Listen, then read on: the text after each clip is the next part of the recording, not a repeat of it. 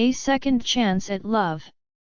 Previous episodes are available in playlist, a link is given in the video description. Episode 91.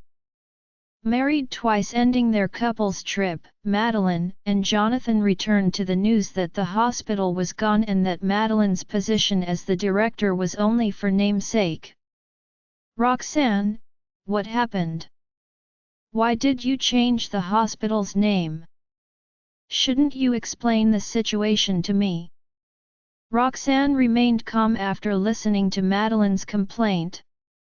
She asked Madeline to head over to the manors so they could discuss things. Jonathan arrived before Madeline did. He tossed a bunch of local, delicious specialties from different locations before Roxanne and Lucian. Lucian, Roxanne, Madeline, and I bought these during our trip for both of you and the kids. Jonathan looked refreshed and energetic as if he had turned back the youth clock. I heard you've plans to get married. Lucian teased. Jonathan wasn't shy to admit the truth. He nodded, confessing, yes, it's an ongoing plan. We are choosing the date now. I've sent MDM Xander to my house, so she can discuss it out with my parents. Roxanne was amazed. You and Madeline sure progressed quite quickly, hey. Even though Madeline and Jonathan did not indicate entering a relationship early on, the moment they did, they made progress rapidly. Soon, Madeline showed up. She was surprised to see Lucian and Roxanne relaxing with a coffee. I heard you were fired. Madeline asked Roxanne. The latter nodded. So, does that mean the hospital, research institute, and pharmaceutical company are all gone? Madeline probed further. Questioned by Madeline, Roxanne nodded again. Oh my goodness! You are a rich man's wife. But what about me? I need this job to provide for my family. Roxanne, you need to give me an explanation. Madeline rolled her eyes. She would have roasted Roxanne even further if Lucian weren't present. Coincidentally, Jonathan had bundled up the gifts he brought over with tapes because there were too many. So Roxanne grabbed one, saying, "Take it." Come on, Roxanne. Spill. What happened? Madeline was infuriated. Roxanne had no choice but to sum up, explaining the story to Madeline. Then, she comforted her, don't worry. You can still be the director in the future because I'm going to build a bigger hospital. The hospital and pharmaceutical company had been suffering losses all this while. It wasn't until Madeline got appointed as the director that they saw a slight profit increase.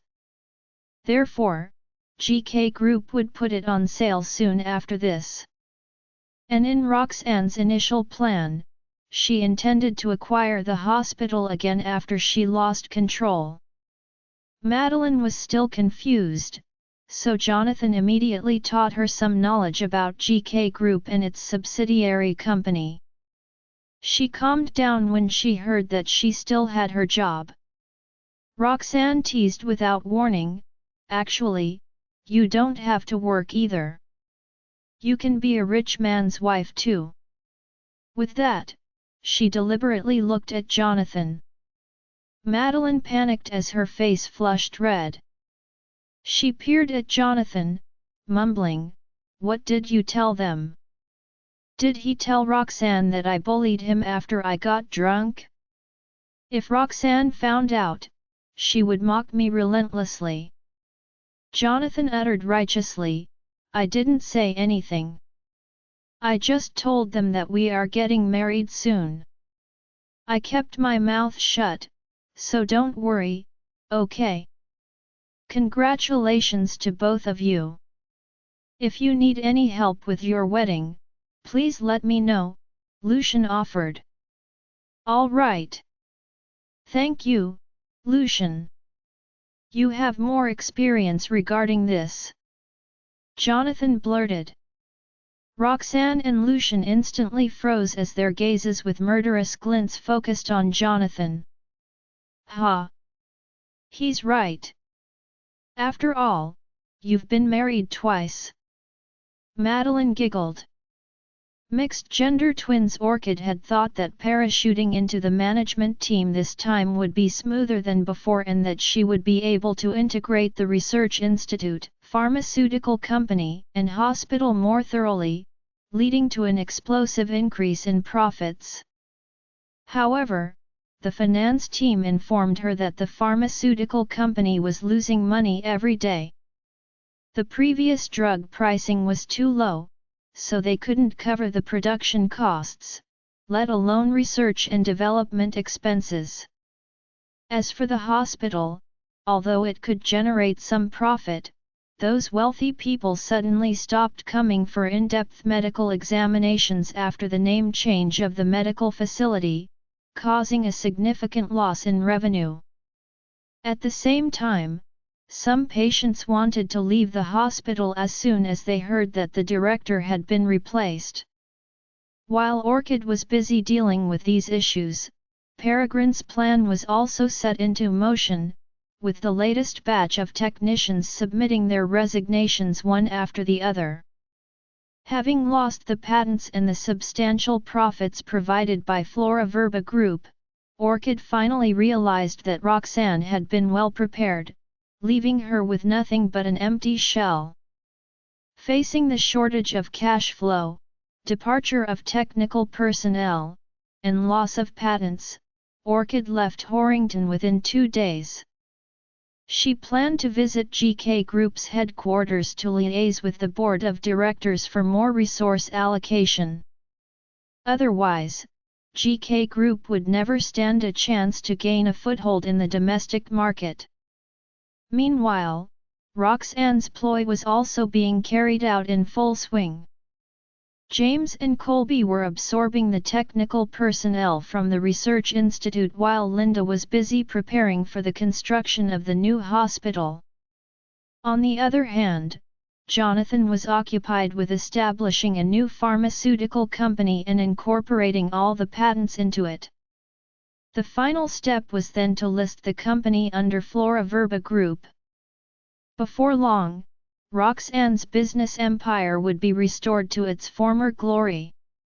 Of course, that couldn't have happened without the strong support from Lucian. In addition to providing commercial support, Lucian was also a full-time pro at taking care of an expectant mother. One day, Lucian happily brought Roxanne to the maternity hospital, planning to do a 4D ultrasound scan to check on the baby's progress. After the ultrasound, the attending physician congratulated the couple. "Congratulations, Mr. Farwell and Ms. Jarvis. You're truly blessed because you'll be having mixed-gender twins." Mixed-gender twins, the couple looked at each other and burst into ecstasy. Lucian was especially overjoyed, almost jumping up in excitement. "This is so great! Archie, Benny, and Essie won't have to argue anymore. They'll have both younger brother and sister." Hardly able to contain his exhilaration, Lucian glanced at the embryos, which were smaller than his palm, on the imaging report again. His eyes were filled with tender adoration. "Now we'll have 5 kids. That's enough to make up a basketball team. Lucian, let me tell you, after giving birth to these 2, I don't plan to have any more kids," Roxanne pouted and grumbled. However, Lucian curled his lips into a knowing smile. "It's just a basketball team. Can't we have enough kids to make up a football team?" The attending physician grinned as well. "Considering both of your looks and intelligence, having a few more children would actually be a good idea. "Doctor, it's easy for you to say that," Roxanne complained. The physician laughed heartily and reminded them of the follow-up matters. Lucian recounted his caretaking process during that period and received lavish praises. His face beamed with a sense of accomplishment. As they left the hospital and got into the car, Lucian immediately began fussing over Roxanne. "Darling, you'll need to start controlling your sweets intake from now on. Pregnancy makes it very easy to develop gestational diabetes. Also, remember to take your folic acid on time. And don't forget to soak your feet daily to prevent severe swelling in your legs during late pregnancy stages." That evening, the Farwell residence was filled with joy and laughter. Upon hearing that Lucian and Roxanne were having twins, Elias and Sonia were so thrilled that they were almost moved to tears. Back when they took care of Estella, they were always anxious and didn't get to experience much of the joy of family life. Now, with the arrival of these two new babies, they could finally fulfill their role as competent grandparents. Attending to Estella was the hard mode of child-caring, so they hoped things would be easier this time around.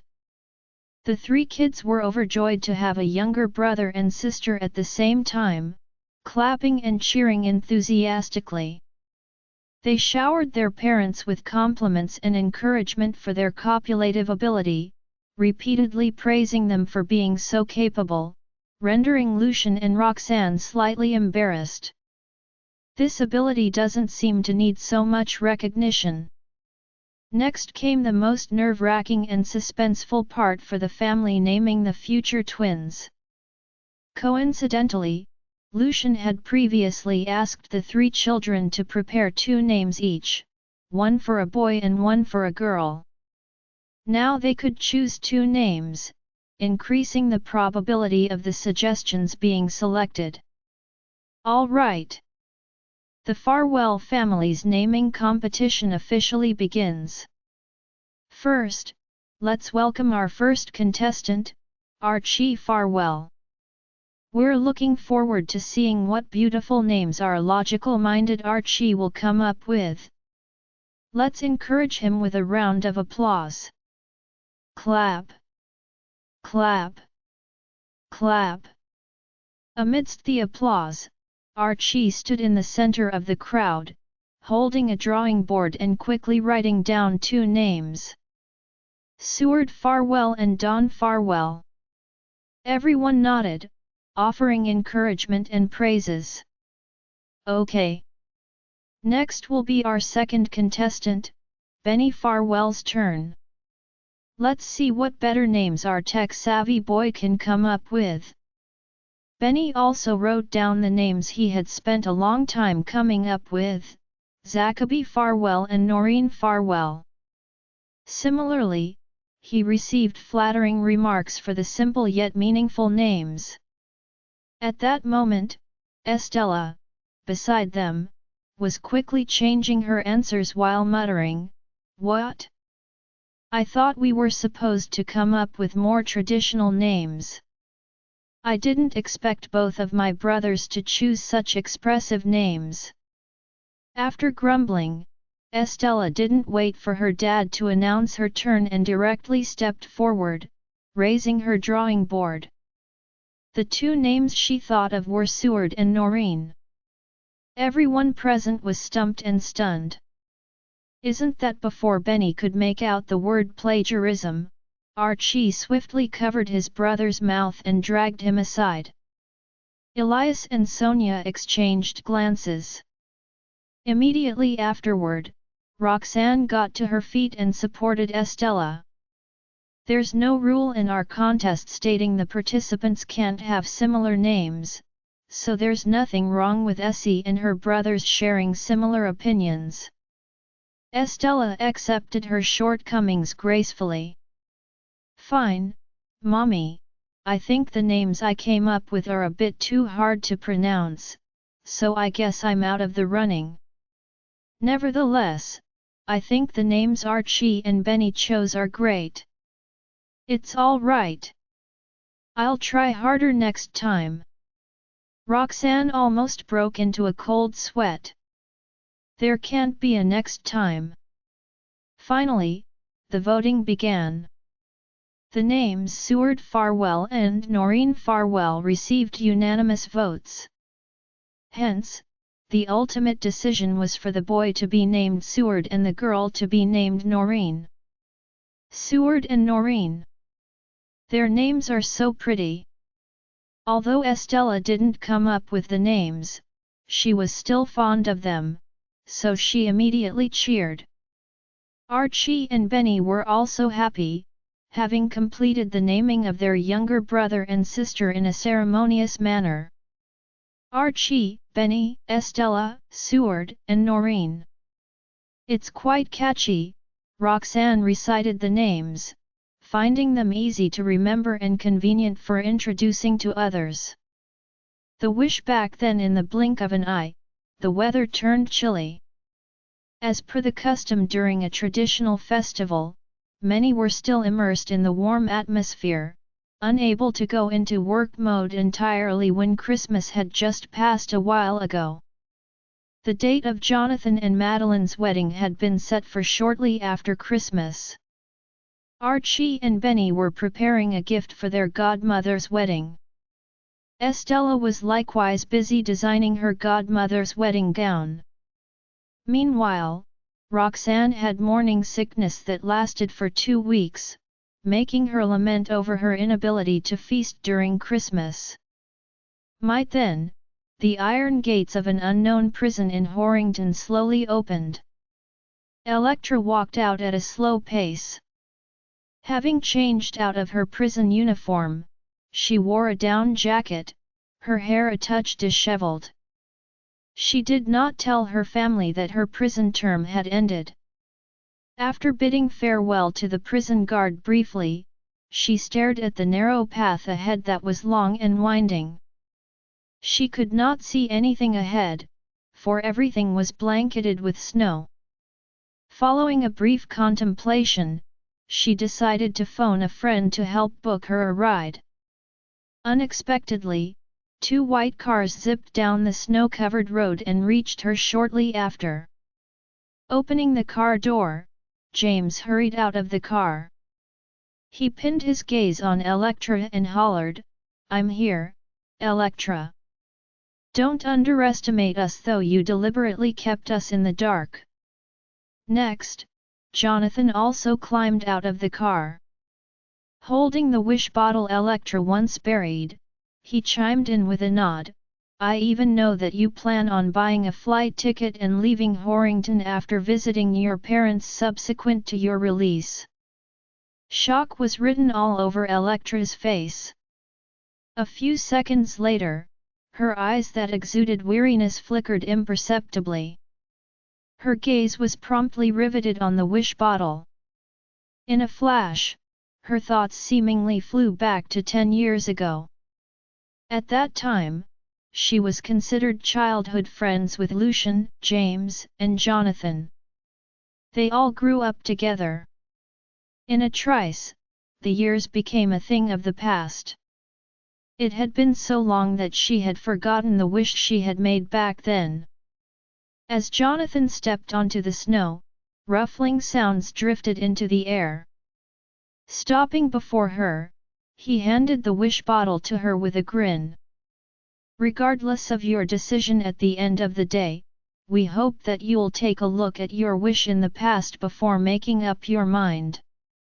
Tears almost escaped Electra's eyes. Fortunately, it was freezing, and all moisture seemingly turned frozen, so she ultimately saved herself from the embarrassment of crying. Nonetheless, her eyes were red-rimmed. Holding up the wish bottle, she removed the cork with a light pull and tipped out the paper within. James chuckled. "Don't worry. We didn't take a peek at it. But if you don't mind, we would like to have a look now." In response, Electra shot him a dark look. No way. Don't even dream about it. At that moment, a question popped into her mind. What exactly were my feelings toward Lucian back then? Could it be that my adoration toward him in the past few years really stemmed from a sense of possessiveness? As soon as she opened it, she was greeted by the sight of lines of writing. She was wholly stunned at once. Several times, she lifted her head and looked at James, muttering, "This can't be true. It's impossible. Why can't I remember my wish back then?" A lot of things about the times the four of them spent together were penned on the paper. However, the most part of it was about James. After all, James's house was adjacent to the Lane residence at that time. Thus, she had more interaction with him. She even wrote that she hoped Jennifer would recover soon, wishing that James would wear a smile again instead of being secretly worried all the time. "What are your plans next? What exactly did you write? Let us have a look at it." Verily, James was beyond curious. Sheer panic struck Electra, and she immediately crumpled the paper into a ball, fisting it tightly. "Cut it out. It's some childish stuff from ages ago, so there's nothing to see." While saying that, she furtively stole a peek at James, a blush staining her cheeks. Fortunately, the weather was frigid, and it was nothing unusual for one's face to be bright red from the cold. As such, neither James nor Jonathan suspected anything. Conversely, Jonathan asked with a solemn expression, "Are you still planning on leaving?" A gust of wintry wind swept past, rendering the atmosphere sentimental all of a sudden. They had all been childhood friends who grew up together, and no one knew when they would be able to meet once more if Electra were to leave again this time. Perhaps they would have gotten married by then. If so, the pure feelings they once had would have undoubtedly faded into nothingness. A faint smile bloomed on Electra's face. "Indeed, I initially planned on avoiding reality. But then, the two of you came and gave me a sudden burst of courage. I should face things head-on. Therefore, I won't be leaving anymore." The wish she made many years ago had her recalling some things. However, she could not remember why she would have romantic feelings toward James back then. Was I really in love with him? But why did it turn into Lucian later? Hearing her resolute reply, Jonathan and James dipped their heads a fraction and exchanged a smile. How strange! Not only did this wish bottle change you, Jonathan, but it even convinced Electra to stay, James remarked. Jonathan and Electra had already gotten into the car. Turning the car around, they sped off. "Where are you two going?" James hastily chased after them in his car. Jonathan had never expected that the very thing Electra wanted to do then was to seek Roxanne out. When the car reached the Farwell residence, he familiarly drove into the courtyard. At a single glance, everyone could see that Lucian was building a snowman in the space blanketed by a thick layer of snow. The manor was spacious, and countless snowmen of peculiar figures littered the grounds. Roxanne's face was flushed from the cold, but she was dressed warmly, the layer upon layer of clothes making her ungainly.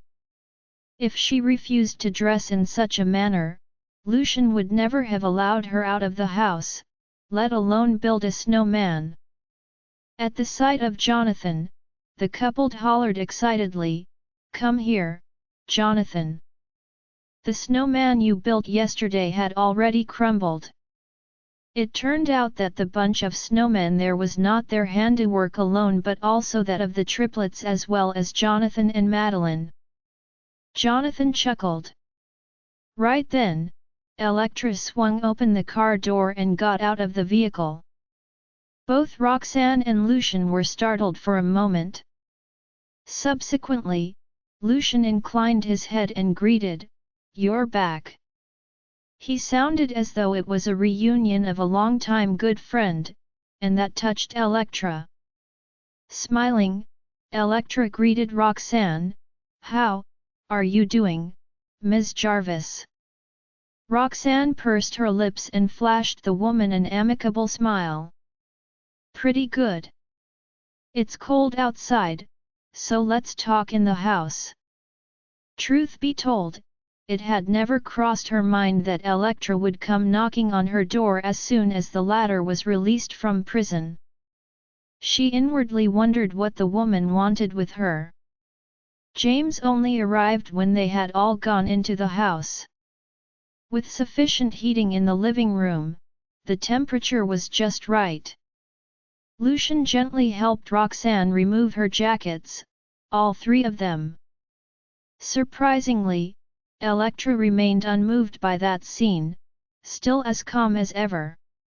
When they were all seated, Lucian brewed hot coffee before brewing a cup of jasmine tea for Roxanne.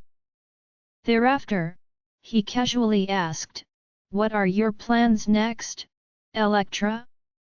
Why do I not remember? Her gaze alighting on Roxanne, Elektra noticed the latter subconsciously keeping her right hand over her abdomen. Thus, she commented, "Congratulations on your pregnancy, Ms. Jarvis. You and Lucian make a perfect match indeed." Everyone present was taken aback, as she would never have said such a thing in the past. Roxanne could tell that Elektra was hinting at her that she would not be clinging to Lucian anymore. Hence, she replied evenly, "Thank you. It's twins, so the house will be exceedingly lively in the near future." "That's great!" Elektra exclaimed from the depths of her heart. On the heels of that, she abruptly started, "I'm really sorry for the mistakes I committed in the past, Ms. Jarvis.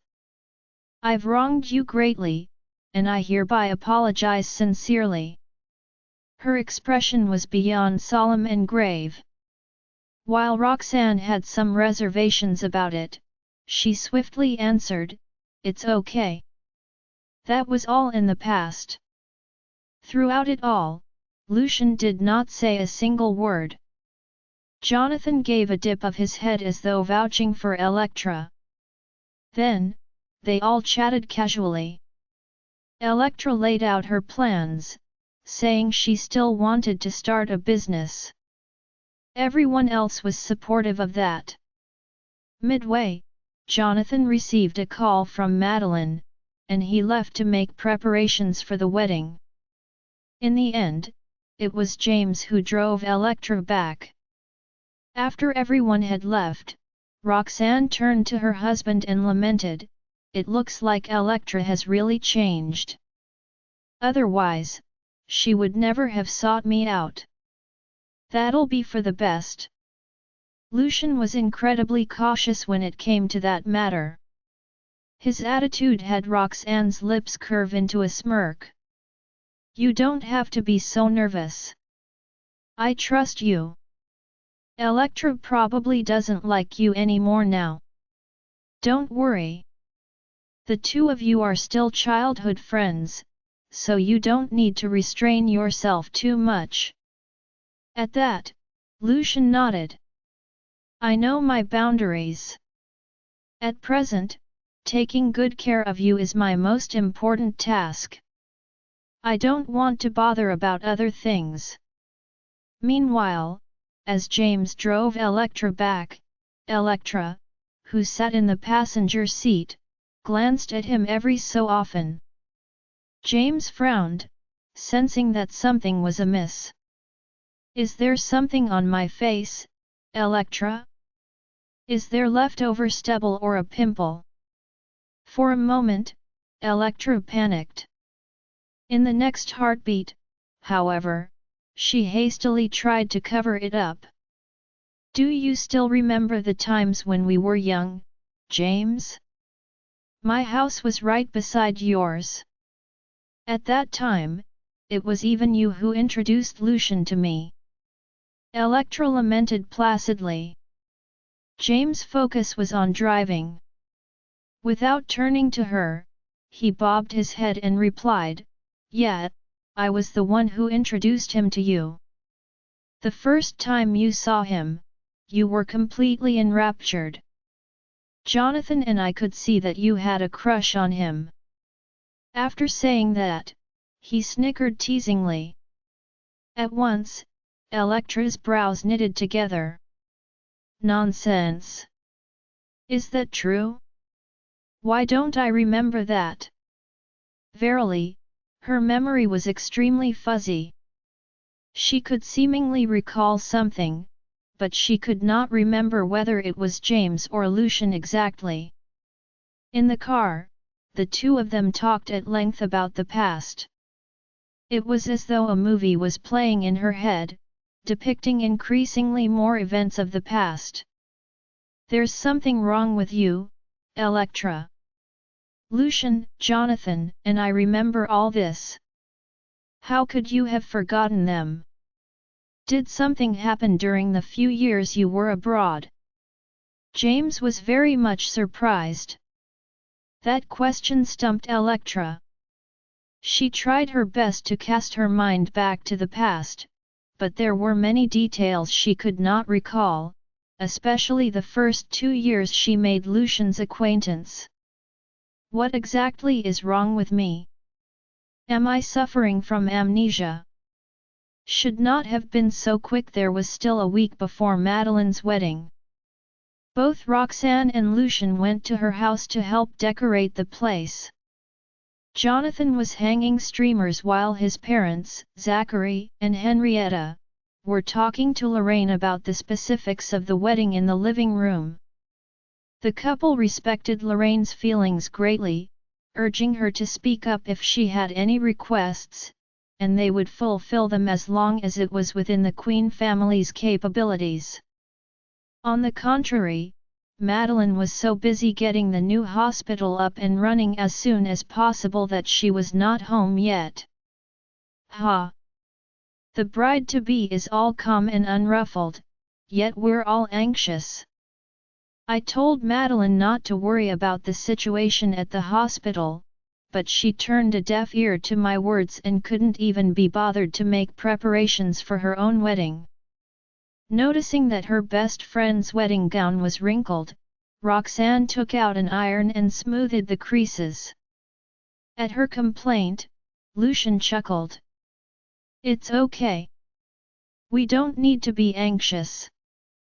That will fall on someone else." After saying that, he threw a look at Jonathan. "Just go downstairs and have coffee, Lucian, Roxanne. I'll be fine doing everything by myself." "Indeed, I'm far more anxious about the wedding than Madeline," Jonathan voluntarily admitted. His candor had both Lucian and Roxanne burst into laughter. Downstairs, the two families chatted amicably. Jonathan had told Zachary and Henrietta about Norton, so they did not mention a word about the man. When they all saw Lucian and Roxanne coming downstairs, they promptly greeted the couple with a smile, as friendly as ever. "Don't bother about Maddie's affairs anymore, Roxanne. You're delicate now that you're with child. Quick, come here and have a seat," Lorraine urged earnestly. Sitting down, Lucian and Roxanne listened as they continued talking, adding to the wedding details when necessary. Shortly after, Madeline returned home. At the sight of their soon-to-be daughter-in-law, Zachary and Henrietta were beyond satisfied. They quickly helped to remove her jacket, then immediately served her a cup of hot coffee. Witnessing that, Roxanne was certain that her best friend would definitely be treated well after marrying into the Queen family. Madeline wanted to report the progress of the new hospital to Roxanne, but the latter told her to get her room ready for the wedding. After tarrying for a while longer, Lucian and Roxanne left for the kindergarten to pick the triplets up. While they were on their way there, the housekeeper at the Jarvis residence phoned Roxanne out of the blue, sounding exceedingly anxious. "It's bad, Mrs. Farwell. Something is wrong with your father. Could you make a trip back right now?" Frown marred Roxanne's countenance when she heard that. "Okay. I'll come over at once." On the heels of that, Lucian turned the car around and headed toward the Jarvis residence instead. Previously, they had turned the Jarvis residence inside out to find Roxanne's mother's clothes, but to no avail. Right then, the place had been completely renovated. When they arrived at the spacious courtyard, two housekeepers were crying out incessantly, "Mr. Jarvis! Mr. Jarvis! Hurry up and wake up!" Lucian carried Roxanne out of the car, and they both strode over. The instant the housekeepers caught sight of the couple, they hurriedly moved out of the way. Sweeping a glance over her father, Roxanne swiftly crouched and took his pulse. Grant's face was flushed, making it evident that something was wrong with his complexion. His pulse had Roxanne's expression darken frightfully. His heartbeat was so weak that it was negligible, and it was as though he could die any time. This isn't right. He was looking pretty well a few days ago. Even if he had an attack, it shouldn't have been so quick. Roxanne mused inwardly, swinging her gaze at her husband. Lucian reacted at lightning speed. He scooped Grant, who was all skin and bones, up and went into the house. While walking into the house, Roxanne asked the housekeepers, "Had anyone been here and had contact with my father? And did he eat anything dubious?" "Not that simple." The housekeepers nodded in unison and replied, "Someone did come by yesterday evening. It was a middle-aged woman who was quite well dressed. Mr. Jarvis was chatting normally with her at first, but they suddenly started arguing. We're not exactly sure if he had eaten anything." Roxanne did not even need to think to know that it was Winnie who had visited. So much time had passed without anything happening. It was obvious that Winnie was the one creating trouble, given that something bad had happened to Grant right after he met her. She's still thinking of harming Grant even when she's about to die. Well, Grant probably deserves it. With her newfound understanding, Roxanne began administering acupuncture to Grant. A while later, the woman looked up and noticed that her father's face, which had turned crimson and was extremely swollen earlier, was gradually returning to normal.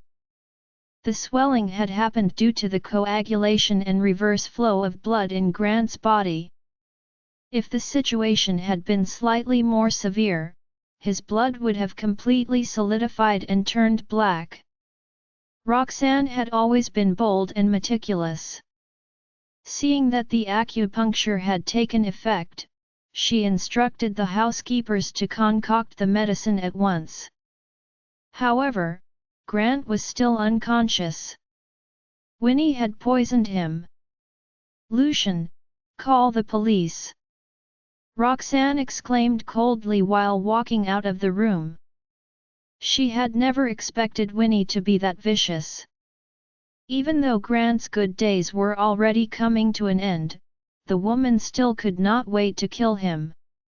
Lucian nodded and proceeded to retrieve the surveillance recordings in the house. From the videos, he saw that Winnie had entered the living room right after she arrived, and a moment later, a quarrel erupted between her and Grant. Both of them appeared to be very agitated. However, as audio was not captured in the recordings, it was not clear what their argument was about. Lucian summoned the housekeepers once again to inquire about the content of the quarrel between the two. "We vaguely heard Mr. Jarvis calling the woman evil and other words along those lines," one of the housekeepers answered. Another housekeeper pondered intently for a moment before adding, "They mentioned poisoning as well." Mr. Jarvis had asked the woman if it was her who did it. Upon hearing that, a scary thought surfaced in Lucian's mind. He looked toward Roxanne right away, but judging by the woman's expression, it seemed as if she had yet to figure out what was going on. Lucian was worried that he might agitate his wife if he told her the truth directly. Indeed, Roxanne was still trying to get a grasp on the situation with a crease between her brows.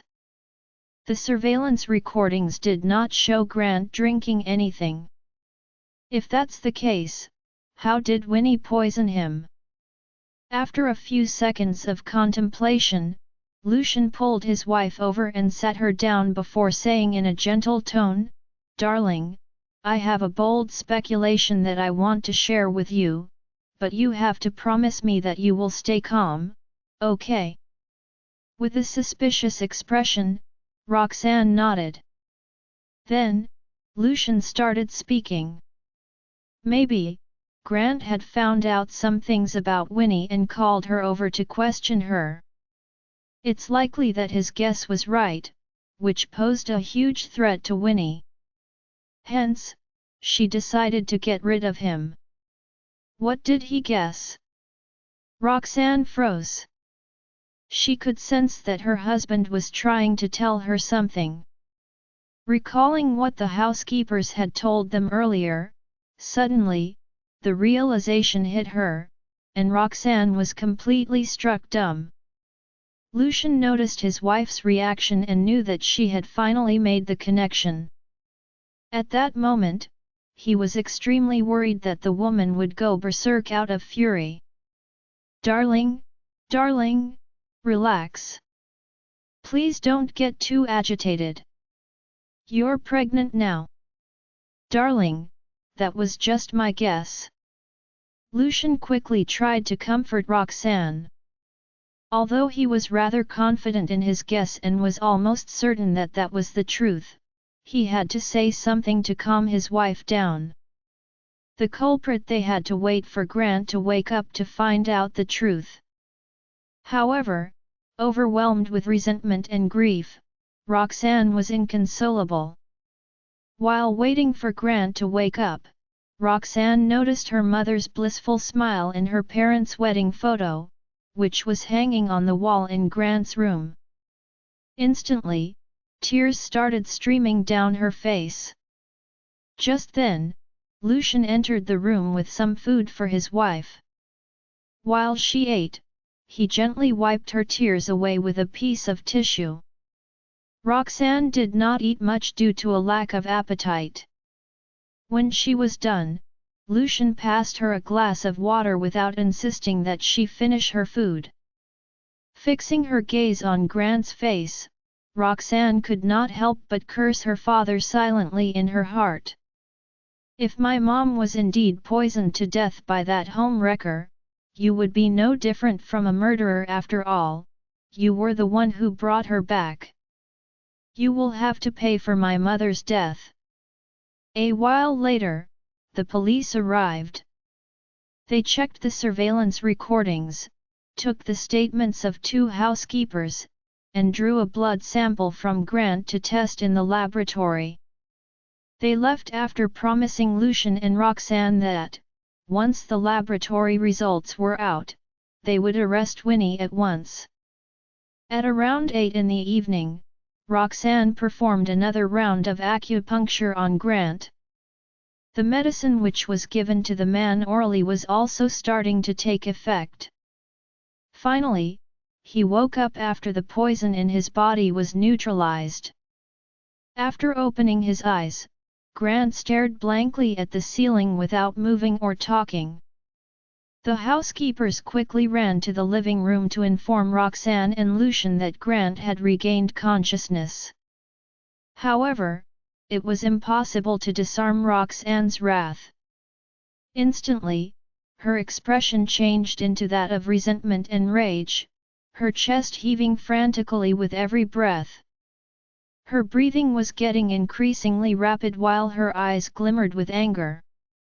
"That means my mom's death wasn't that simple, right?" the woman asked in a choked voice as her body trembled uncontrollably. Roxanne dashed into the room at once. Standing next to her father's bed, she asked anxiously, "Tell me, how did my mom die? Did Winnie poison her? That was what happened, right?" Roxanne was feeling extremely emotional.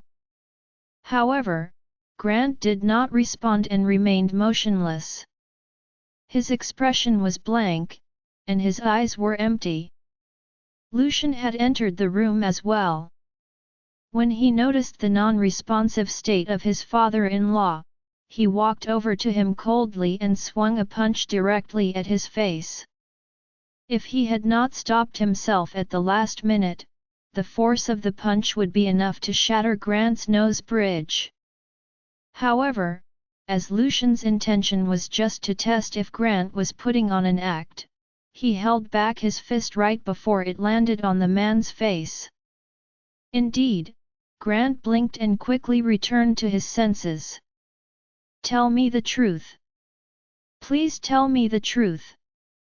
Roxanne could no longer contain her fury and started yelling while grabbing her father's collar. The next moment, a sorrowful expression appeared on Grant's face, and his eyes reddened. "Yes, it's definitely Winnie's doing. A few days ago, I found your mother's medical records while looking through her belongings. It was stated in there that excessive heavy metals were found in her body. I consulted a doctor and was told that it was a sign of poisoning. I did not expect Winnie to be so vicious." Taking a pause, he continued, "So, I called Winnie and lied to her that I had found the item your mother had left behind and told her to come over to get it.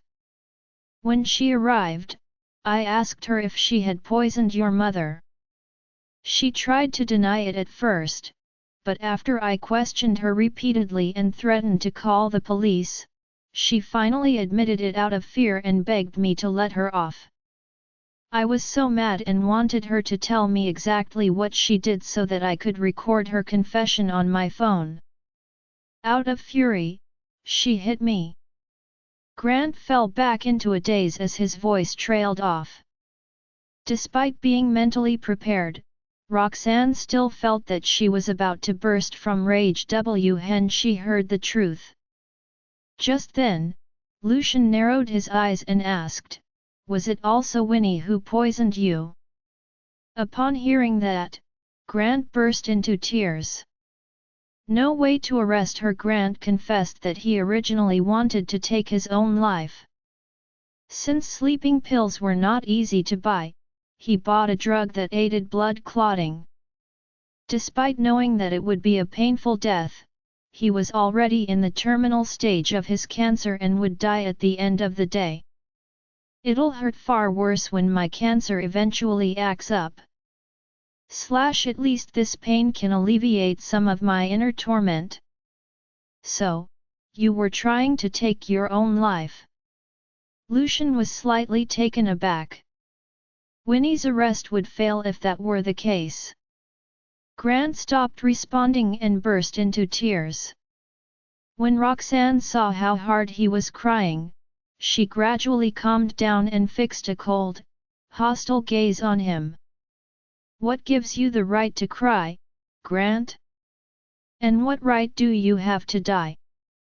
Since Winnie did it, you should have dragged her to death with you. In the end, you're still not over her. Am I right? After all, You still have 2 children with her, right? She felt a wave of regret wash over her.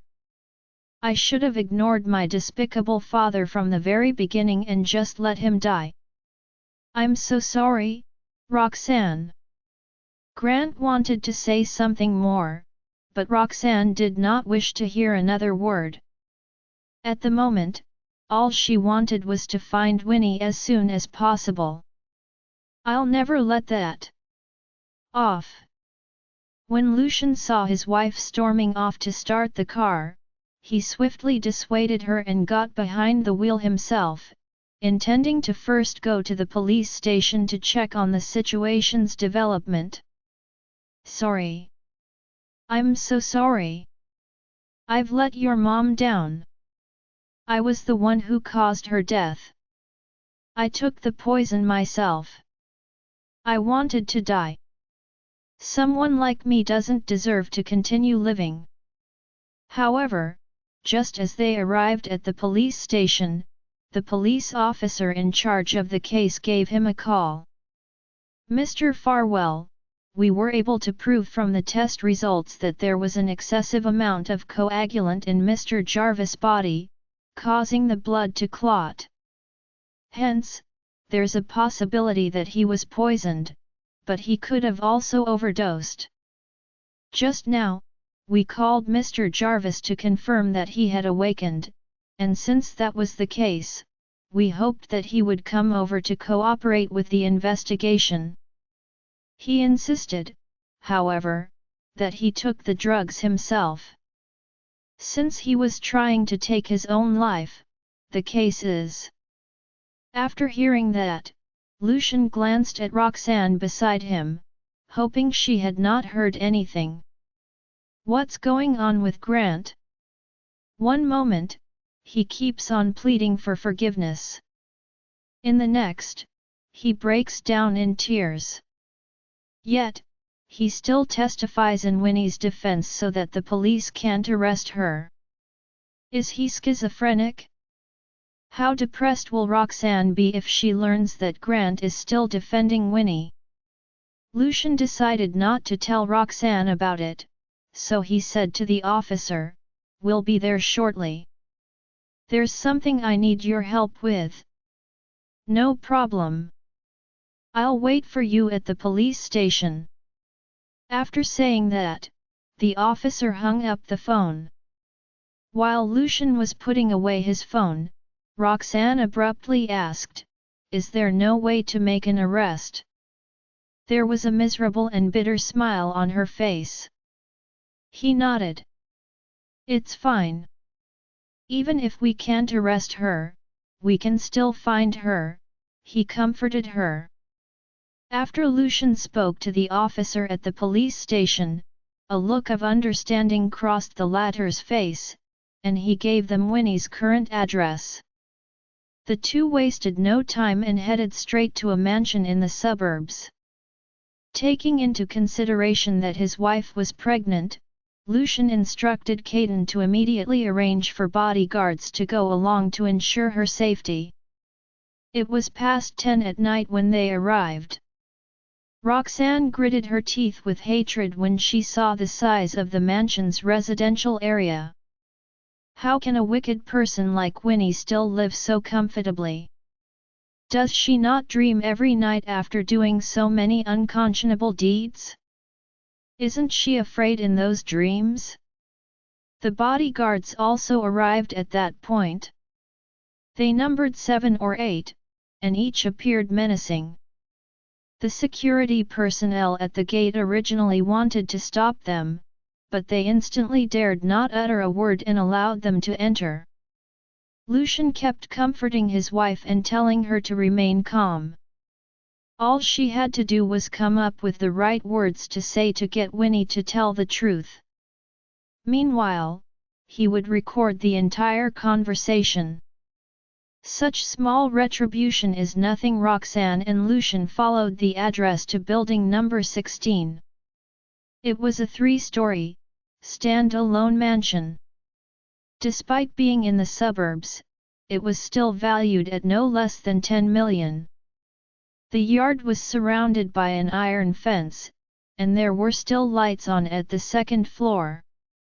It was apparent that Winnie was still awake.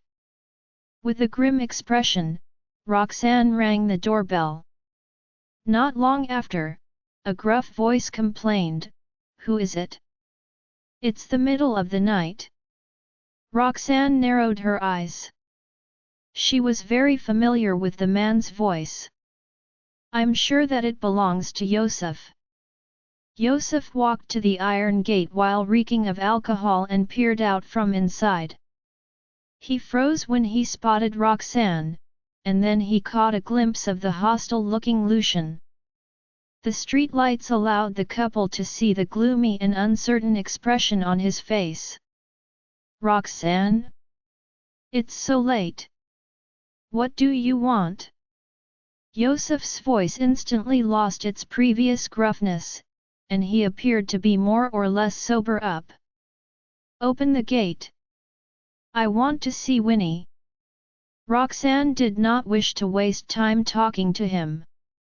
Her whole face seemed to be shrouded by a thick layer of frost.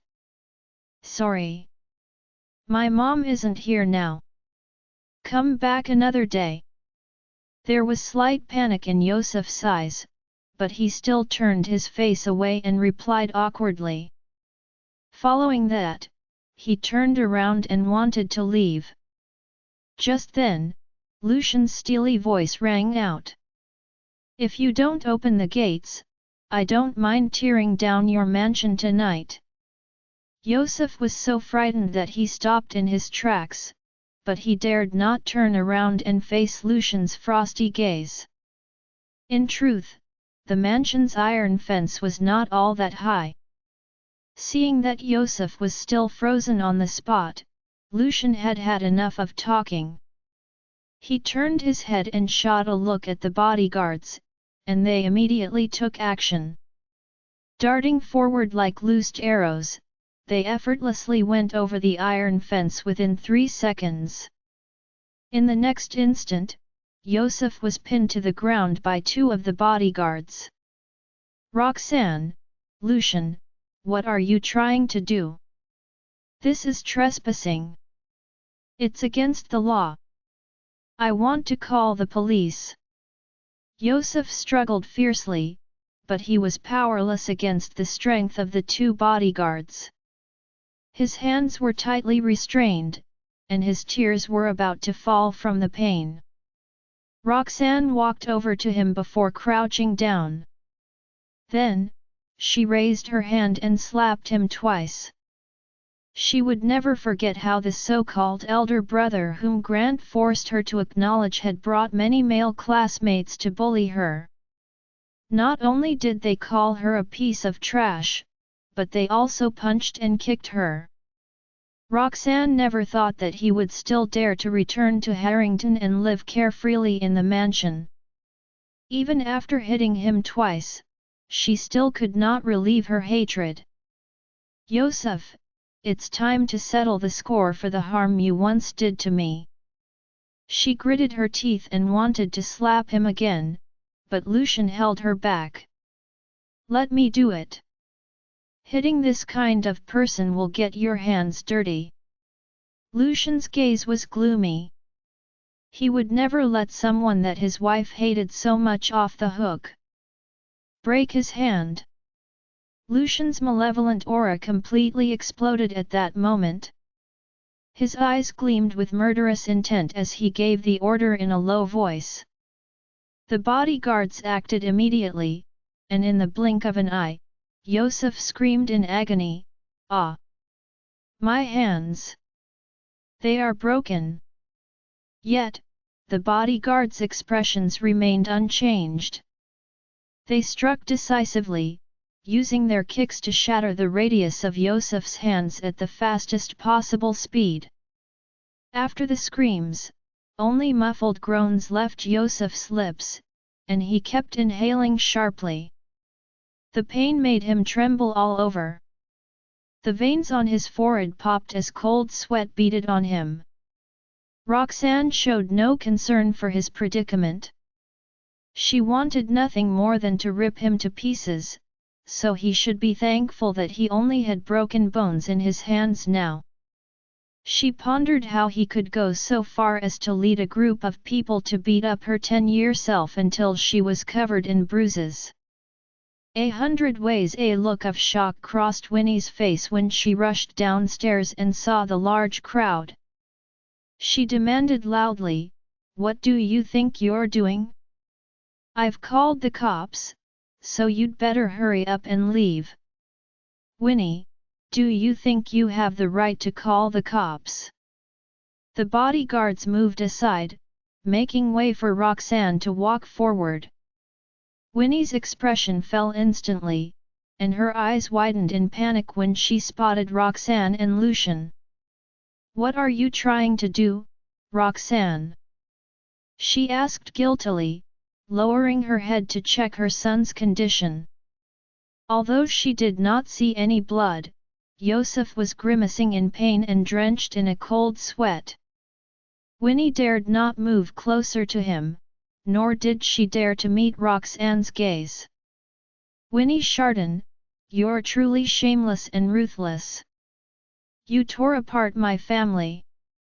Even after becoming a disgusting homewrecker, you dared to drive my mother out. Then, you brought your children and ganged up with them to mistreat me. However, all that is merely the tip of the iceberg. I can't believe you went as far as to plot my mother's death. How did you get to be so black-hearted?" As Roxanne slowly walked up to Winnie, she could no longer suppress her desire for revenge. For someone like her, slapping her a few times would be going too easy on her. That thought made her abandon that plan. Then, moving so deftly that nobody noticed anything, a silver needle suddenly appeared in her hand. Roxanne struck quickly, aiming the needle directly at a nerve in Winnie's arm and causing immense pain. There were even many hairline fractures on her body at the time. A small bit of retribution like this is nothing. Yosef's screams quickly attracted the figure upstairs, and she rushed down quickly. "Yosef! Yosef, what happened to you?" As she pushed it in deep, the latter cried out in agony. "Ah!" It hurt so badly that Winnie immediately dropped her arm to her side. Her right hand felt as though it was broken. No matter how hard she tried, she could not exert any strength. The piercing pain also started making her head throb. Another silver needle appeared in Roxanne's hand right after she inserted the first. This time, she targeted Winnie's left hand. In a matter of seconds, Winnie let out another ear-piercing scream, unable to speak. Her arms hung straight down awkwardly, and she looked terrified. To Roxanne, however, the horror in Winnie's eyes was nothing compared to what she had felt previously. Back then, she had lived in fear every day, afraid that Winnie would drag her off somewhere with Yosef and Yuliana, then beat her to death in an apparent accident. Meanwhile, Lucian and the bodyguards were stunned by the pain she had inflicted with just 2 needles. It had crossed Lucian's mind that while his wife's medical skills could treat illnesses, they could also harm others. However, he had not expected such shocking effects. Winnie was in so much pain that her body shook like a leaf. She kept retreating, but Roxanne stabbed a 3rd needle into her right knee before she could dodge. That made Winnie fall forward onto her knees with a thud. Since she could not use her arms to brace herself, her whole body slammed straight onto the courtyard's stone floor. If not for the layer of snow covering the ground, she would have smashed her head and created a mess. "Would you like me to continue, Winnie? I have more than 100 ways, at the very least, to seek revenge on you and make your life a living hell," Roxanne uttered, her voice cold and hard. In the past, she had perhaps thought that everything that had happened to her family was, to some extent, due to the emotional conflicts between her parents and Winnie. She had blamed Grant for his despicable behavior and loathed Winnie for being devoid of moral conscience. But now, this is revenge for killing my mother. At this moment, how am I supposed to maintain the sense of compassion a doctor should have and remain calm? Fortunately, Lucian sensed something amiss with her emotional state and rushed to her side. He placed both hands on her shoulders and drew her gently into his arms. "Calm down, darling. Let's stick to our plan." His voice soothed her agitation. Then, he gently rested her right hand on her belly. That seemed to jolt her to her senses, and she ran her hand lightly over her belly. Thinking about how she was carrying two precious lives inside her made her feel slightly calmer. Nonetheless, her gaze was still frosty as she stared at Winnie lying motionless on the ground. "Roxanne! I never did anything. Don't talk nonsense, it was Grant. He slandered me," Winnie eked out haltingly. Neither Roxanne nor Lucian was surprised to hear that. After all, murder was a serious crime, and no one would admit to it readily. "You deserve to rot in hell." The pain inflicted on Winnie's nerves did not last long, and after several minutes, she climbed to her feet unaided. Bits of snow covered her face as she gazed at Roxanne fearfully. "If you don't want to experience such torment again, you'd better explain everything. How did you poison my mother back then?" Roxanne demanded, her eyes still blazing with fury. At the same time, Lucian secretly started the voice recorder. "I really didn't do anything. Grant is about to die soon, yet he still wants to slander me before his dying breath," Winnie replied, dropping into a crouching position. Her demeanor was gradually shifting. Letting her gaze fall on the murderous bodyguards, then at her son's broken hand, a realization dawned on her. With Roxanne's current capabilities, she can destroy my family whenever she wishes, more so now that she has the support of the powerful Farwell family.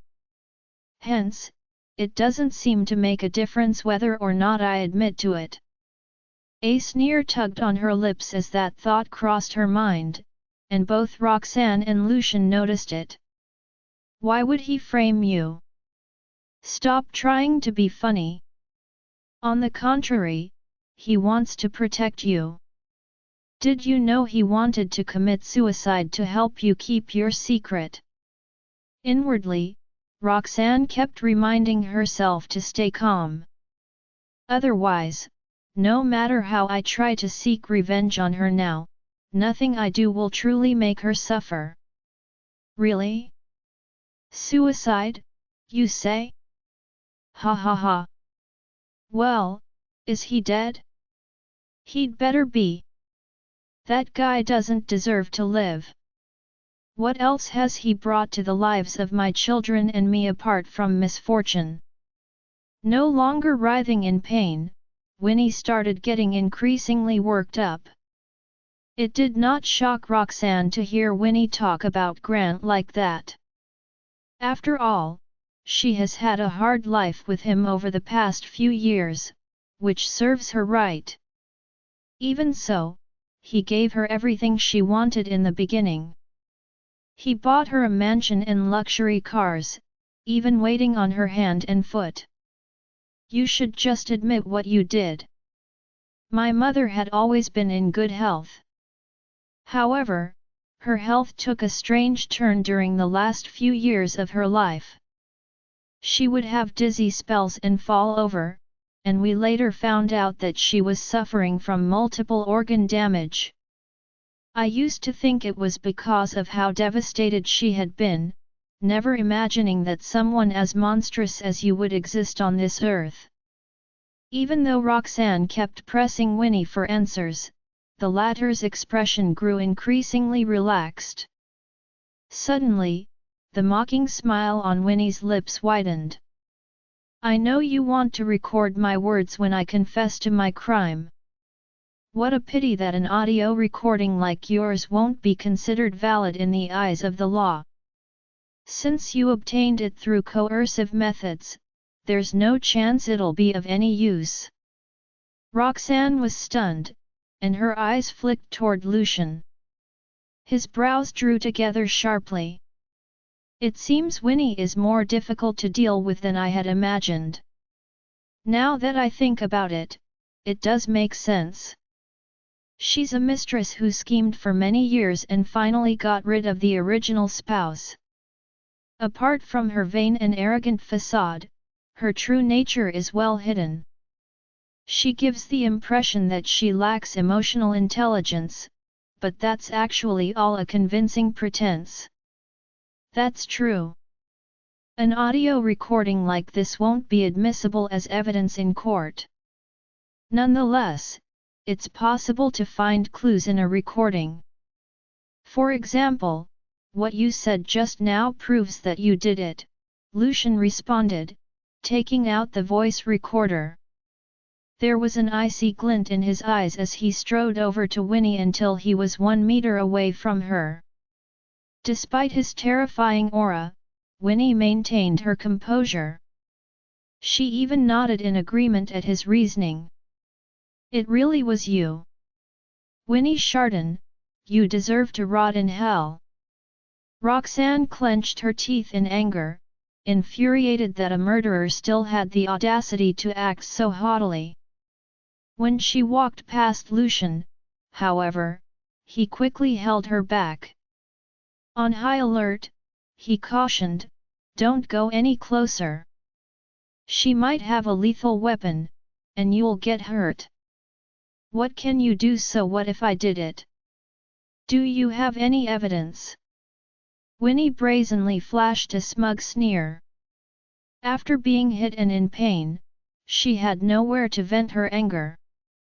At that moment, the only thing keeping her in a good mood was seeing Roxanne in a fury.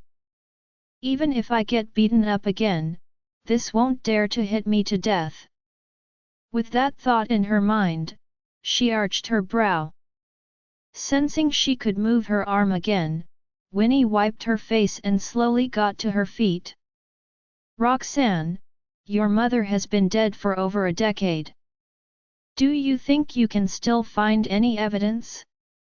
Even if you know I'm the culprit, what can you do about it? Ha ha ha.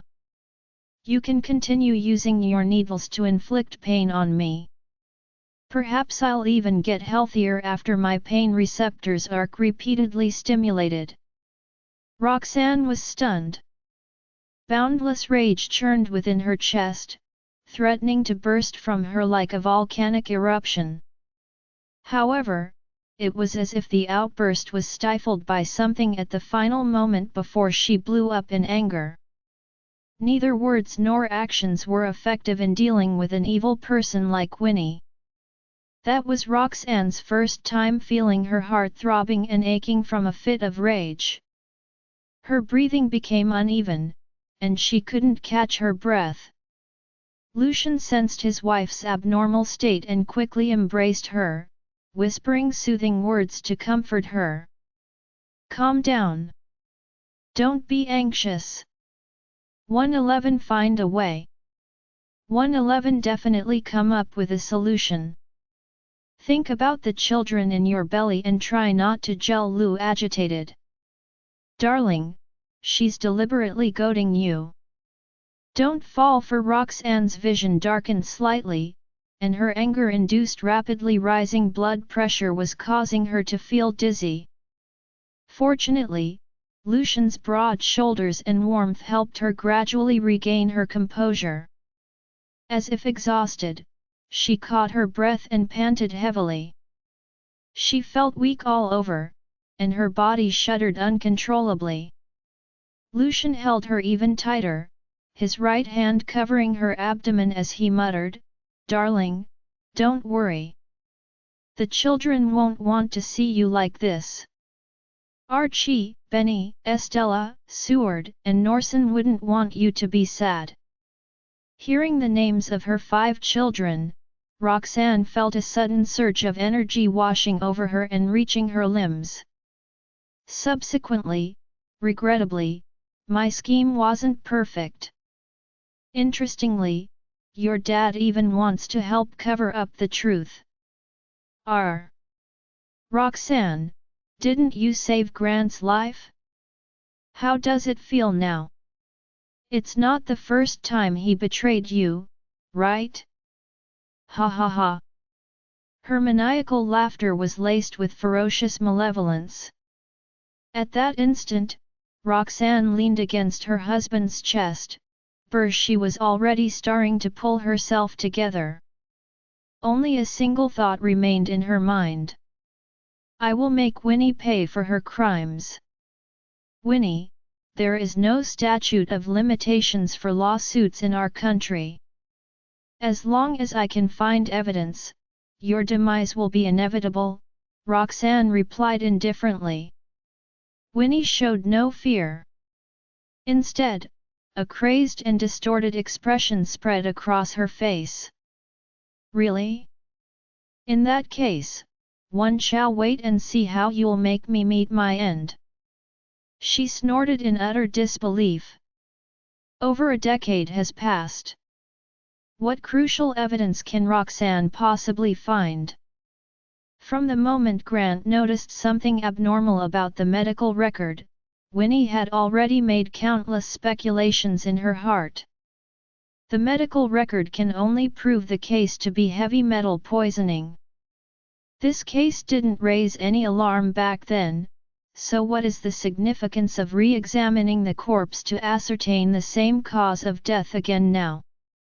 Ultimately, evidence plays a crucial role, either witness or physical evidence. Did anyone see what I did? No.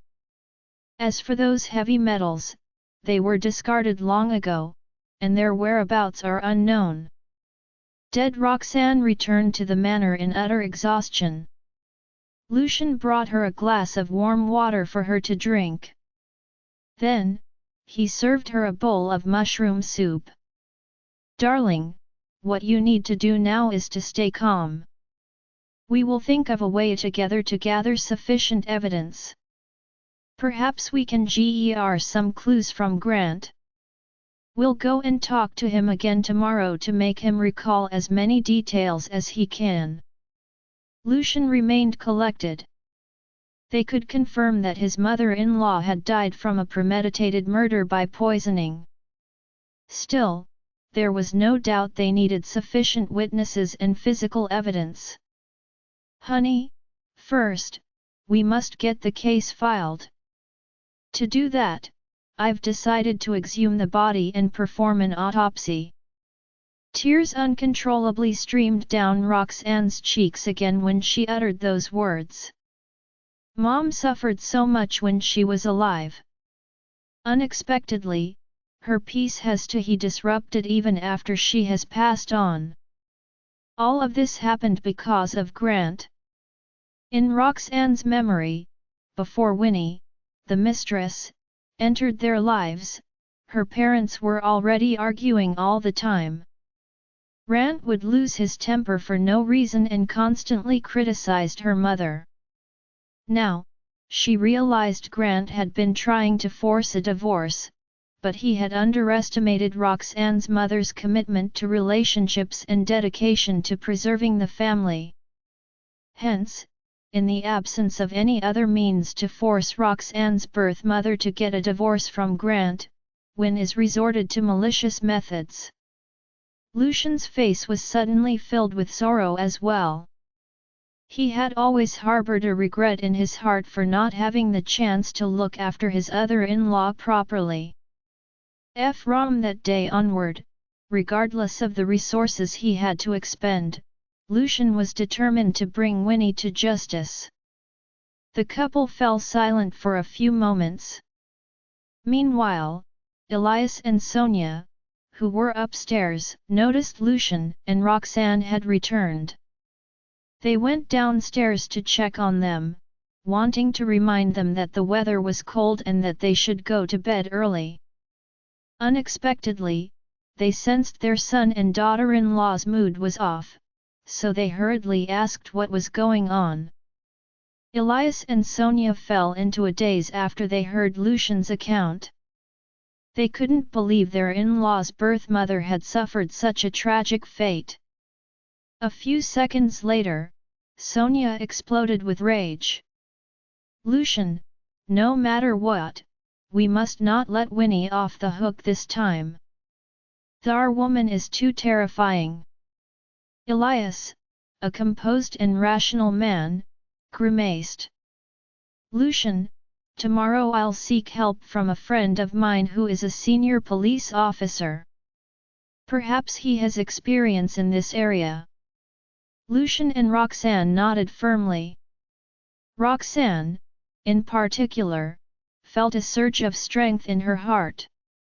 With the support of her entire family, she had the courage to face whatever was to come. "I have two elders," comforted Roxanne for a while longer, telling her to leave the children under their care so that she could deal with the issue at hand without worry. They also reminded her to always discuss any problems she encountered with everyone in the family. To reassure her parents-in-law, Roxanne gradually pulled herself out of her dispirited mood, nodded, and urged them to go upstairs to sleep first. "Let's go and take a hot shower for now. We will continue working hard again tomorrow." Lucian held his wife's hand and slowly moved upstairs together. At that moment, Roxanne's phone suddenly rang. It was a call from the Jarvis residence's housekeeper. She frowned. "What's up with Grant this time?" After answering the call, she heard the housekeeper's panicky voice.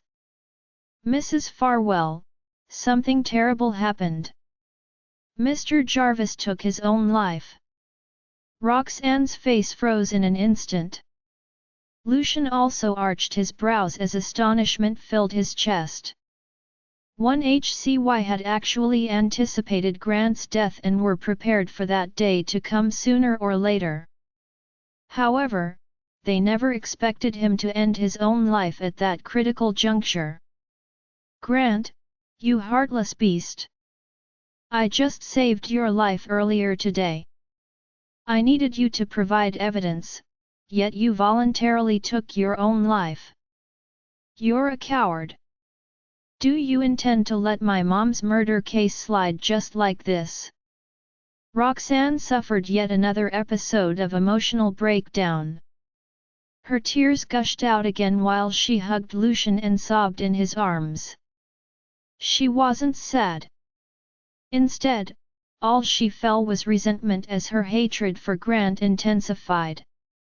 "The universe is against her." Lucian calmed down the housekeeper and immediately called Caden to have the latter prepare for handling the death at the Jarvis residence.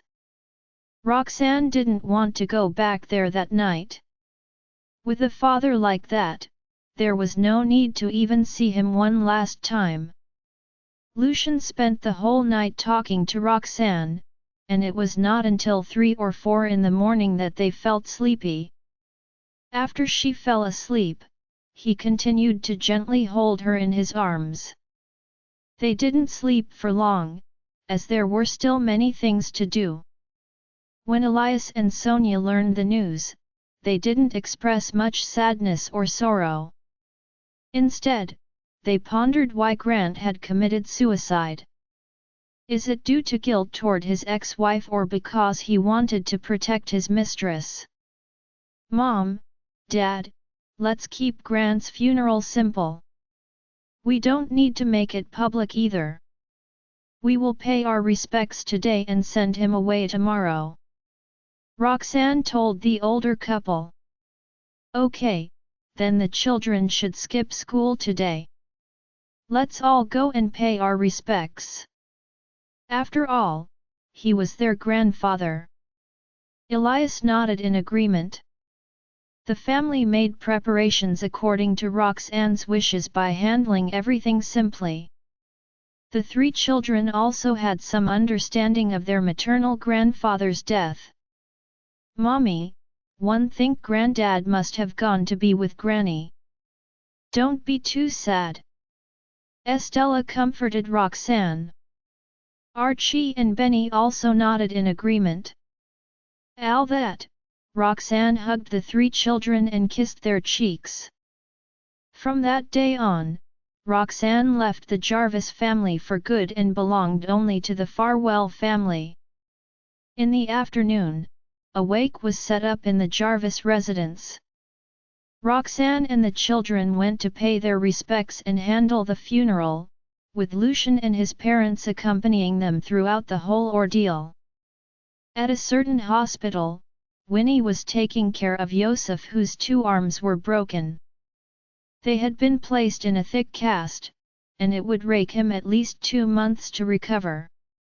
Presently, Yosef's expression was grim as he despised Roxanne with every fiber of his being. Suddenly, Winnie said, "Yosef, your father died last night." "What? Grant is dead?" Yosef appeared shocked for a moment, but then he became expressionless again. "It's good that he's dead. With a father like him, it doesn't make much of a difference whether he's alive or dead." Winnie didn't argue and didn't have much of a reaction herself. "Mom, could you also notify Yuliana? Let her have something to be happy about." As Yosef thought of something, a cold smile appeared on his lips. Winnie paused for a moment, then nodded. "I'll tell her, but I don't think she cares. After all, ever since you two grew up, all Grant has brought is endless trouble. He hasn't acted like a father at all." After that, she immediately called her daughter to inform Yuliana about Grant's death. As expected, Yuliana's reaction was not much different from Yosef's. It was as if Grant's death had nothing to do with her. "Is he dead? Thar's good. Just don't come and bother us about the funeral. Anyway, with Roxanne being so rich now, she can give him a grand funeral. I've never considered this man my father in my entire life." Yuliana hung up the phone without even bothering to say another word more about it. A long while later, Winnie broke the silence with a question. "Yosef, do you think Grant killed himself to protect me?" she murmured. Yosef's mind wasn't on this at all. He frowned and said, "Come on, why are you even thinking about that? If he really cared about you, why would he tell Roxanne the truth before he died?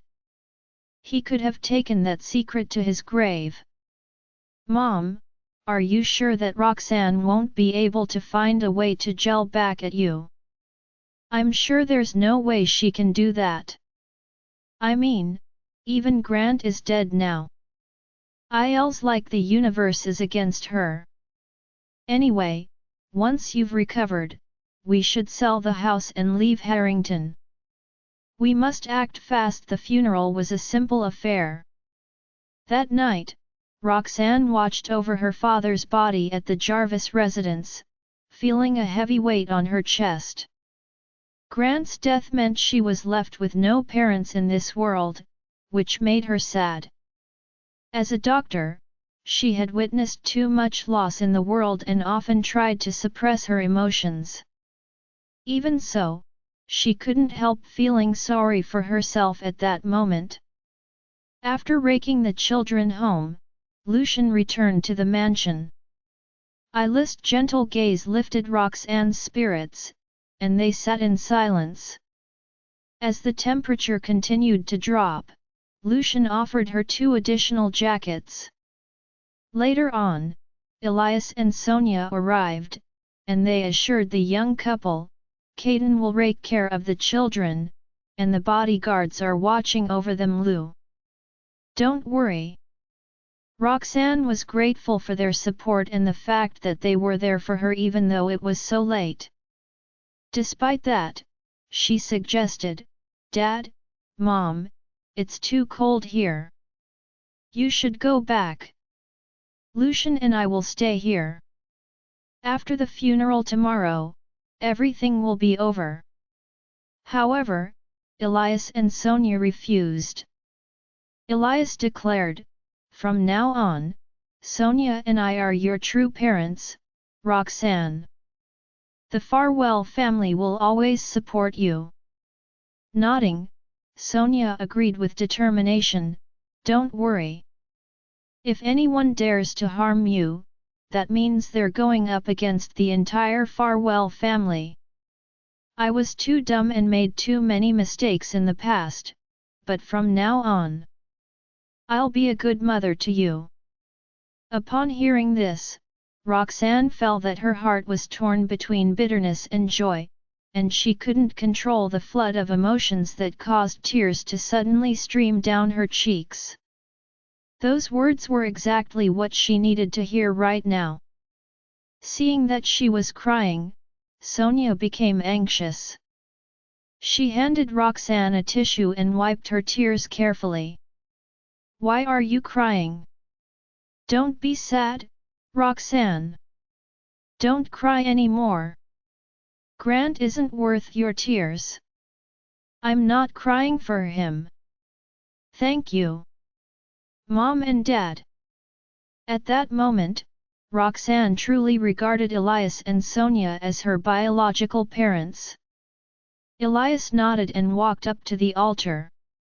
Looking at Grant's portrait, he said with a firm voice, Grant, you were inadequate as a father when you were alive, but in the final moments of your life, you did the right thing. Go and face Roxanne's mother in the afterlife. From now on, we, the Farwell family, will take care of Roxanne and the children. Lucian heard this and quickly stood up. Then, he walked over to F.Lias. Standing together, the two men made a solemn promise to the departed Grant. Roxanne suddenly felt a sense of peace and security in her heart. Feeling tired, she leaned on Sonia's shoulder. Sonia patted her arm gently and murmured, Don't worry. It's all over now. The familiar gesture reminded Roxanne of her mother from her childhood. Perhaps, all women would become so doting on their children after becoming mothers. It was 5 or 6 in the morning when the funeral vehicles finally arrived at the funeral home. The family remained busy as they dragged their tired bodies through the entire following process. By noon, all the funeral procedures were completed, and Roxanne held an urn filled with ashes in her hands. She didn't know if her mother wanted to be buried with a person like Grant.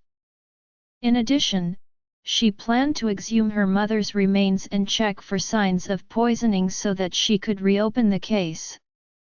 After all, based on what she knew of Winnie and her family, they had to be in a hurry to leave Ealerington. Hence, time was of the essence. Roxanne went back to the Jarvis residence and put her father's ashes there, intending to figure out the next steps later. There is no problem. Lucian accompanied Roxanne throughout everything, so whenever she was exhausted, she could find a dependable shoulder to lean on. When they returned home, the children were very quiet and came over to hug Roxanne. Mommy, you should go rest now. We are good kids and won't make noise, Estella said. She even rubbed her mother's belly and talked to her siblings in there. Archie and Benny also nodded, saying they would take good care of Estella. Roxanne slept until 8 o'clock at night before being called to dinner by Sonia. When she walked into the living room, she saw many people there. Jonathan had come over with his parents, Zachary and Henrietta.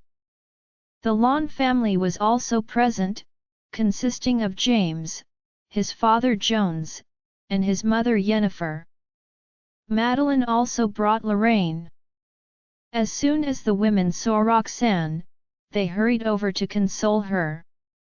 "Roxanne, you probably didn't get enough sleep. Your eyes are a bit swollen. Quick, have something to eat. One brought some supplements for you to replenish your nutrition," Henrietta said anxiously with a caring voice. Yennefer's eyes also showed gentleness as she said, "Roxanne, it's all right. It's all over now. If there's anything you need, just tell us." Lorraine's face was blank, but there was a glimmer of light flickering in her eyes as she held Roxanne's hand. "Roxanne, is there anything I can help you with?" she uttered softly, worried that after losing a family member, Roxanne might not be able to accept it. Madeline stared at her best friend for a few seconds, observing her carefully to make sure she was okay before pouting slightly in dissatisfaction. "Why didn't you tell me about something so major happening?" she asked.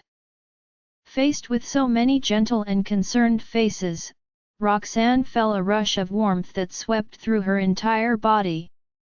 She shook her head slightly and smiled a little. "Don't worry, everyone. I'm fine.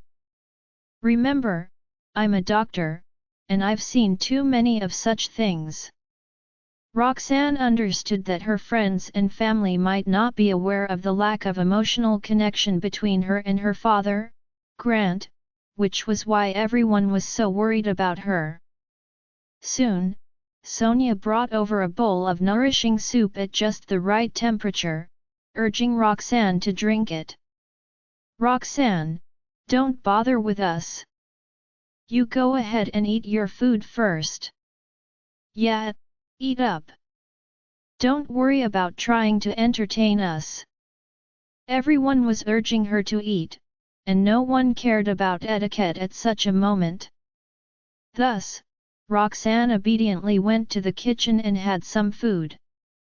In the living room, the elders were still discussing the situation. Only after Lucian told them that there weren't any more problems did they finally breathe a sigh of relief. Soon, Roxanne came out, and everyone chatted with her. After they confirmed that she was okay, they all said goodbye and left. Madeline was the last to leave. She pulled Roxanne aside and smiled a little, asking, "You're sure you're okay, right?" "Madeline, I'm really fine. You know how I feel about Grant, so I'm just a little sentimental and nothing more. I'll be back to normal soon. But there's one thing I need to ask you about. Is it appropriate for me to attend your wedding right after a funeral? I'm worried that it might not be appropriate." Roxanne was concerned about violating any cultural customs or taboos, but Madeline shook her head confidently. "There's nothing inappropriate about it. Even in our hometown, it's acceptable. As long as you're not mourning and wearing mourning clothes, we're good. Besides, we're in Horringland now, and there are no such taboos here. I'm looking forward to you doing my hair tomorrow and Essie's wedding dress being ready. I can't wait." Roxanne's mood lifted at the sight of her best friend's excitement, and they chatted for a while before parting ways. Cannot let her go. As the night grew darker, Roxanne saw that Elias and Sonia were already showing signs of exhaustion and urged them to go to bed and get some rest. After all, young people could afford to stay up late occasionally, but older people couldn't, as it could disrupt their biological clocks.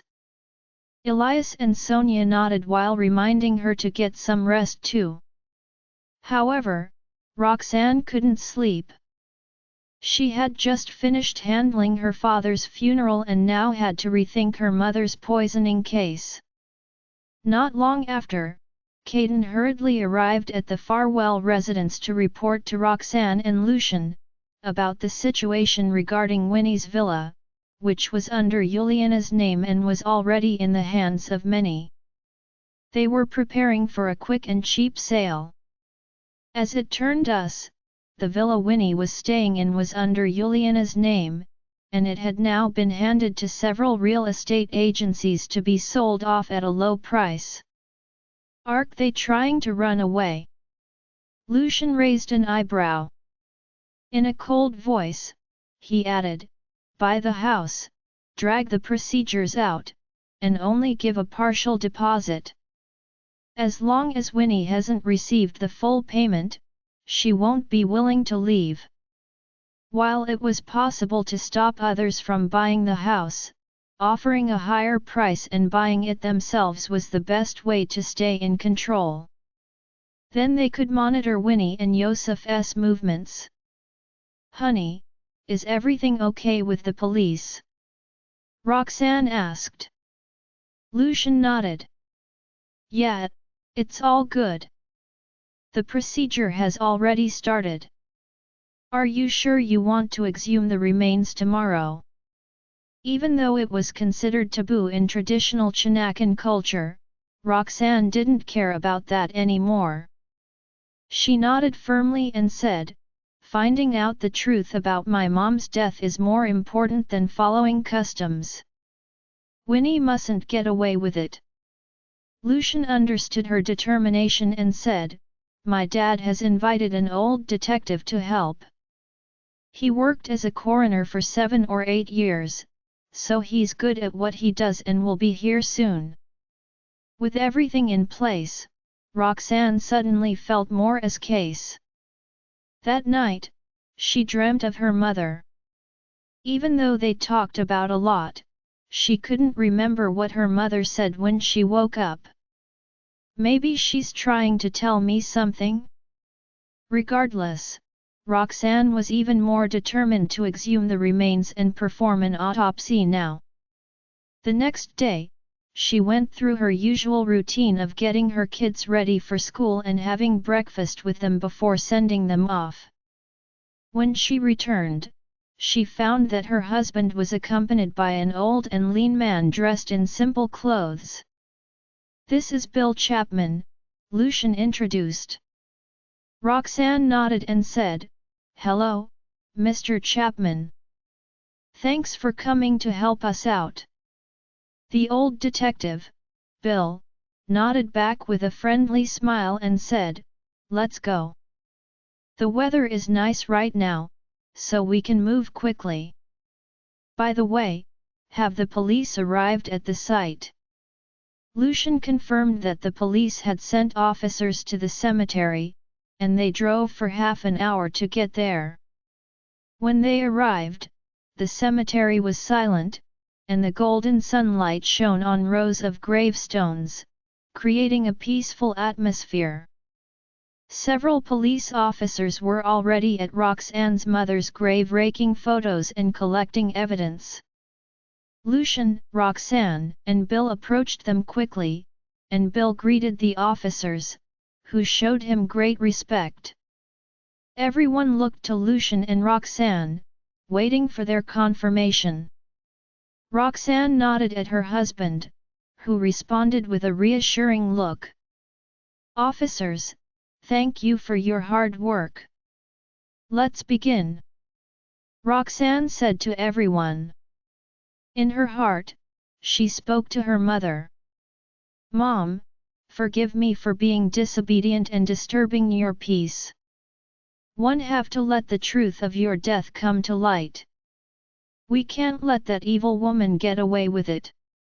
Worse than death, Lucian didn't let Roxanne watch the exhumation process and instead pulled her to the entrance of the cemetery to wait. "Don't worry, darling. These officers are very professional. They just need to take some bones for testing.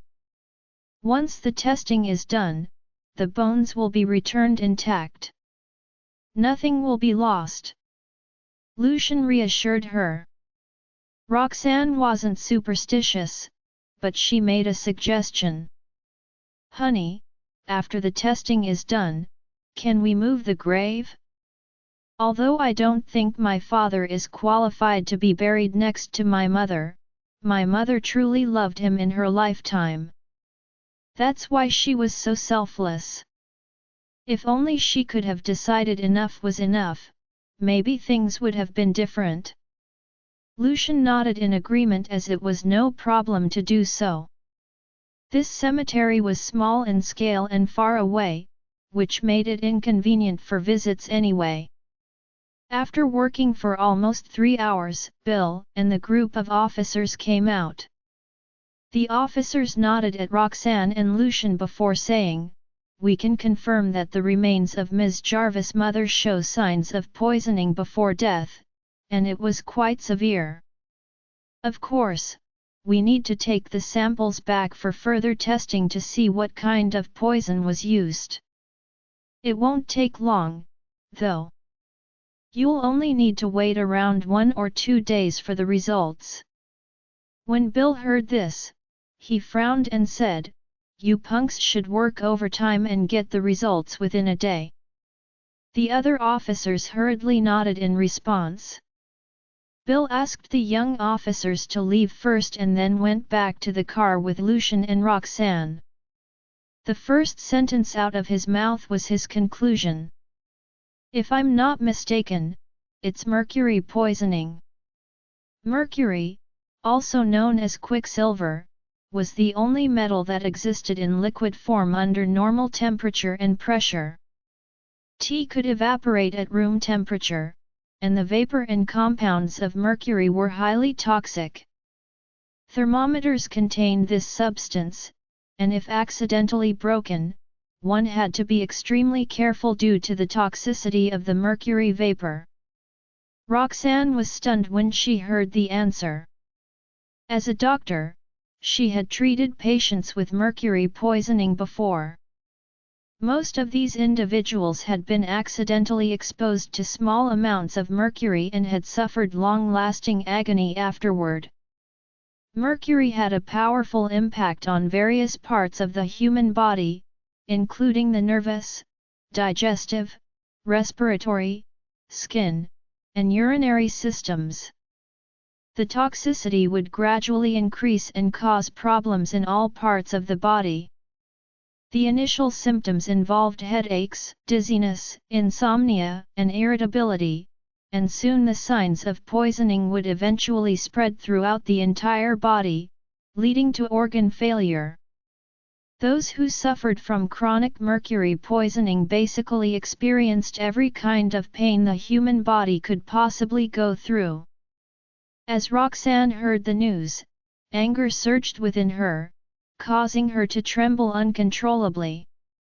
She clenched her teeth, and her eyes burned with fury. "Winnie, you have no heart. My mother had to endure unbearable pain every day before she died, yet she was still worrying about me. She must have been in so much agony. The pain was worse than death itself. Winnie Chardon, how I wish I could kill you." Tears streamed down her face like a flood. As Roxanne's tears flowed, Lucian held her tightly and whispered reassuring words into her ear. Bill's face grew somber, but his eyes flashed with determination as he promised, "Don't worry. I'll help you catch the culprit responsible for your mother's death." Once they arrived home, Roxanne's emotions were still too overwhelming for her to stay still. She felt a burning desire to confront Winnie and make her suffer the same torment caused by mercury poisoning. Soon, Caden provided feedback that Winnie had taken the bait and agreed to meet with the people Lucian had arranged to discuss the villa's sale price that night. However, to ensure Winnie couldn't escape, Lucian instructed Caden to get as many people as possible to block all the paths out of the city. As night fell, the police confirmed that Roxanne's mother had indeed suffered from mercury poisoning that had accumulated over time. They were currently preparing an arrest warrant. Once the process was approved, they could proceed to arrest and interrogate the suspect. Join our Facebook and WhatsApp group for more updates, link is given in description. Rest audiobook will be continued in next episode.